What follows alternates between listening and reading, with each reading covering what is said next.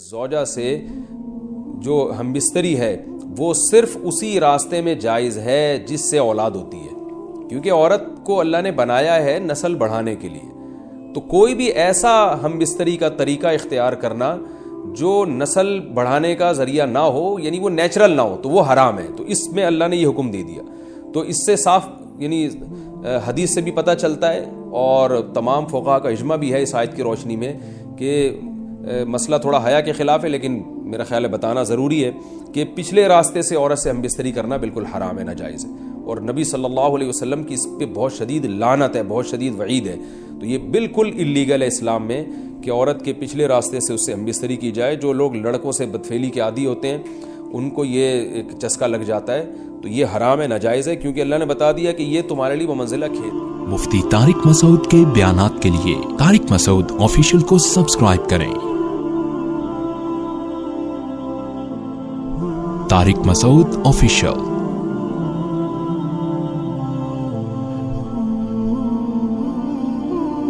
اللہ نے ارشاد فرمایا نساؤکم حرث لکم، تمہاری عورتیں تمہارے لیے بمنزلہ کھیت کے ہیں. حرث عربی میں کھیت کو کہتے ہیں.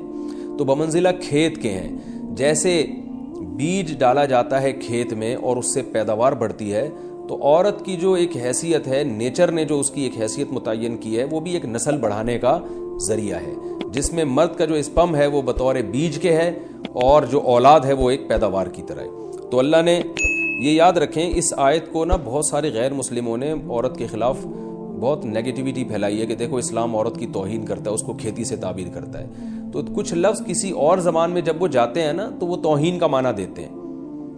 عربی میں جو حرث کا معنی ہے یہ تعظیم کے لیے ہے، توہین کے لیے نہیں ہے. اردو میں جو کھیتی کا معنی ہے وہ توہین کے لیے استعمال ہوتا ہے. کھیتی یعنی جو پاؤں میں روندی ڈالنے والی، اور زمین جو ہے پاؤں میں گویا روندی، اس کو روندا جا رہا ہے. تو اس لیے اس کا اردو میں بالکل اسی طرح جو لوگ ترجمہ کر دیتے ہیں کہ عورتیں تمہاری کھیتیاں ہیں، تو یہ ترجمہ میرا خیال ہے اس لیے درست نہیں ہے کہ اردو میں اس کا مفہوم ہی چینج ہو جاتا ہے. یعنی گویا ایک عزت کے لیے جو لفظ اللہ نے استعمال کیا وہ ذلت کا ذریعہ بن جاتا ہے. تو اس لیے کسی بھی زبان میں جب ہم کسی بھی لفظ کا ترجمہ کرتے ہیں تو اس زبان کے ہمیں محاوروں کو دیکھنا چاہیے کہ اس زبان میں یہ لفظ کس معنی میں استعمال ہو رہا ہے. مثال کے طور پر ہو سکتا ہے کتا کا لفظ کسی زبان میں وفاداری کے لیے استعمال ہوتا ہو، کسی کو لوگ ڈاگ کہتے ہوں تو اس کا مقصد ہوتا ہے وفادار انسان ہے، لیکن ہمارے ہاں اردو میں گالی ہے وہ.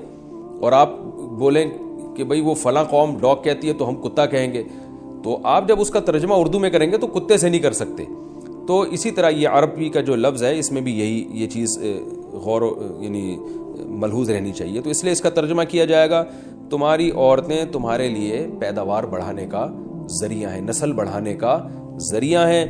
فاتو حرثکم، تم اپنے اس نسل بڑھانے کے ذریعے کے پاس آؤ، انا شئتم، جیسے چاہو، وقدموا لانفسکم، اور اپنے نفسوں کے لیے آگے بھیجو. یعنی اولاد کی نیت سے آیا کرو زوجہ کے پاس اور آخرت کے لیے انتظام کرو، یعنی اولاد پیدا کر کے جو تاکہ دنیا اور آخرت میں تمہارے لیے، فیوچر میں تمہارے لیے کام آئے. دنیا بھی داخل ہے، آخرت بھی داخل ہے. تو اس آیت کا بھی ایک شان نزول ہے کہ صحابہ کرام تو چونکہ جو خواتین تھیں مکہ میں صدیوں سے وہ لوگ آباد تھے، ان کے سفر خاص طور پہ عورتوں کے سفر بہت ہی کم ہوا کرتے تھے. تو جب ہجرت ہوئی ہے اور جو ہے ہجرت کر کے بہت ساری صحابیات مدینہ آئی ہیں، تو مدینہ میں ان کے نکاح دوسری قوموں میں ہوئے، پھر انصار صحابہ سے بھی ہوئے. تو چونکہ تقویٰ تھا ان خواتین میں، للہیت تھی، تو بعض جگہ ایسے واقعات ہوئے کہ میاں بیوی کے جو آپس کا ریلیشن ہوتا ہے، ظاہر ہے وہ ہر قوم میں اور ہر جو ہے شخص کا مزاج دوسرے سے مختلف ہوتا ہے. تو بعض مردوں نے اس طرح سے اپنی زوجات کے ساتھ ہم بستری کی کہ ان خواتین کو پھر اشکال ہوا کہ پتہ نہیں اس طرح سے ہم بستری کرنا جائز بھی ہے یا نہیں ہے. تو انہوں نے نبی صلی اللہ علیہ وسلم سے یہ مسئلہ پوچھا کہ یا رسول اللہ، ہمارے شوہر ہمارے پاس اس طرح سے آتے ہیں تو کیا یہ جائز ہے یا نہیں. تو ان کے سوال کو بھی مبہم رکھا گیا اور قرآن نے اس کے جواب کو بھی کنایتاً بیان کیا، کیونکہ مسئلہ بظاہر حیا کے خلاف ہے. تو قرآن جب بھی کوئی ایسی بات ہوتی ہے تو اشارتاً کنایتاً اس کا تذکرہ کر دیتا ہے تاکہ مسئلہ بھی واضح ہو جائے، کیونکہ ظاہر ہے اس کی ضرورت تو قیامت تک آنے والے انسانوں کو پڑ سکتی ہے نا. یہ تو ہر میاں بیوی کا اپنا ایک ذاتی مسئلہ ہوتا ہے کہ ہمیں کس طرح سے پرمیشن ہے، کس طرح سے پرمیشن نہیں ہے. تو اللہ تعالیٰ نے بھی اشارتاً ہی اس حکم کو قرآن میں بیان کر دیا، اور قرآن میں اس لیے بیان کیا کہ تاکہ اس میں کوئی اجتہادی اختلاف کی گنجائش نہ رہے۔ تو اللہ نے قرآن مجید میں بیان کیا، فرمایا نساؤکم حرث لکم، تمہاری جو ازواج ہیں، تمہاری جو بیویاں ہیں، وہ تمہارے لیے بمنزلہ کھیت ہیں۔ کھیت کا مطلب کیا ہوتا ہے؟ پیداوار بڑھانے کا ذریعہ۔ تو اس میں سب سے پہلا مسئلہ تو قرآن نے یہ بیان کر دیا کہ زوجہ سے جو ہم بستری ہے وہ صرف اسی راستے میں جائز ہے جس سے اولاد ہوتی ہے، کیونکہ عورت کو اللہ نے بنایا ہے نسل بڑھانے کے لیے۔ تو کوئی بھی ایسا ہم بستری کا طریقہ اختیار کرنا جو نسل بڑھانے کا ذریعہ نہ ہو، یعنی وہ نیچرل نہ ہو، تو وہ حرام ہے۔ تو اس میں اللہ نے یہ حکم دے دیا۔ تو اس سے صاف یعنی حدیث سے بھی پتہ چلتا ہے، اور تمام فقہاء کا اجماع بھی ہے اس آیت کی روشنی میں کہ مسئلہ تھوڑا حیا کے خلاف ہے، لیکن میرا خیال ہے بتانا ضروری ہے کہ پچھلے راستے سے عورت سے ہم بستری کرنا بالکل حرام ہے، ناجائز ہے، اور نبی صلی اللہ علیہ وسلم کی اس پہ بہت شدید لعنت ہے، بہت شدید وعید ہے۔ تو یہ بالکل اللیگل ہے اسلام میں کہ عورت کے پچھلے راستے سے اس سے ہم بستری کی جائے۔ جو لوگ لڑکوں سے بدفعلی کے عادی ہوتے ہیں ان کو یہ ایک چسکا لگ جاتا ہے، تو یہ حرام ہے، ناجائز ہے، کیونکہ اللہ نے بتا دیا کہ یہ تمہارے لیے بمنزلہ کھیت کے ہیں۔ تو اس میں قرآن نے وہ جو سوال تھا نا اس کی طرف اشارتاً جواب دے دیا، اور آگے فرمایا فاتو حرثکم، تم اپنے کھیت کے پاس آؤ، یعنی پیداوار بڑھانے کا جو ذریعہ ہے اس جگہ کی طرف آؤ، انا شئتم، جیسے چاہو، یعنی باقی جس طرح سے تم چاہو زوجہ سے ہم بستری کر سکتے ہو، اس میں کوئی خاص طریقہ متعین نہیں ہے۔ میاں بیوی کا ایک دوسرے سے کوئی پردہ نہیں ہے، ہن لباس لکم وانتم لباس لہن، یہ دونوں ایک دوسرے کے لیے لباس ہیں۔ تو اس میں طریقہ کار کوئی بھی ہو سکتا ہے، کسی بھی طرح سے کرنا چاہو ایک دوسرے سے لطف اندوز ہو سکتے ہو، لیکن فاتو حرثکم، آنا موضع حرث میں ہے۔ حرث کا مطلب وہ اس جگہ کی طرف آنا ہے جہاں سے نسل بڑھتی ہے، کسی اور راستے کی طرف۔ اس سے صاف طور پر جو ہے نا وہ جو فاسق فاجر لوگوں کی جو برائی ہے، جو لڑکوں سے بدفعلی کے نتیجے میں پیدا ہوتی ہے، اس کا اللہ نے قلع قمع کر دیا کہ اس کی اسلام میں بالکل اجازت نہیں ہے۔ باقی طریقہ کار کیا ہوگا یہ تمہارے اوپر، اس کی اللہ نے تمہیں اجازت دی ہے۔ وَقَدِّمُوا لِأَنفُسِكُمْ، اور چونکہ بار بار حرث کا تذکرہ ہو رہا ہے کہ نسل بڑھانے کا، تو اس لیے اللہ نے فرمایا کہ قدموا لانفسکم، اپنی ذات کے لیے فیوچر میں انتظام کرو۔ قدموا کا مطلب آگے بھیجو اپنی ذات کے لیے سرمایہ۔ کیا مطلب؟